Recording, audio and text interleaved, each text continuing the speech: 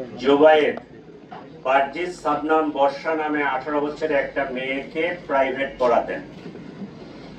Private পড়াতে গিয়ে এই টিচারের সাথে এই ছাত্রীর একটা প্রেমের সম্পর্ক গড়ে ওঠে। উল্লেখ্য যে এর আগে এই বর্ষার সাথে মাহির নামে জনৈক আরেক ছেলের প্রেমের সম্পর্ক। এটা মাহির এবং সেই বর্ষা দুজনে মেনে নিতে পারে নাই। পদ্মা সেতু, মেট্রো রেল এবং এলিভেটেড এক্সপ্রেসওয়ে নির্মাণের গর্বিত অংশীদার বসুন্ধরা সিমেন্ট। বর্ষার পরিকল্পনা অনুযায়ী জোবায়েরকে হত্যা করার তারা সিদ্ধান্ত নেয়।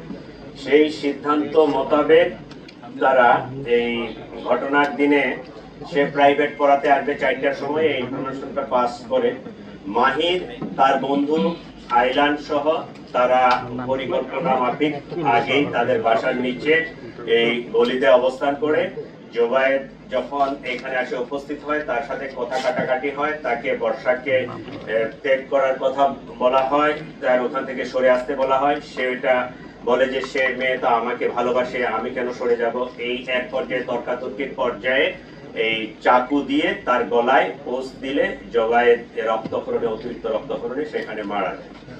এই ঘটনায় আমরা মোহাম্মদ মাহির, বার্জিস সাবনাম বর্ষা মেয়েটা এবং মাহিরের যে বন্ধু ফারদিন আহমেদ আইলান, 3 জনকে আমরা গ্রেফতার করতে সক্ষম হই।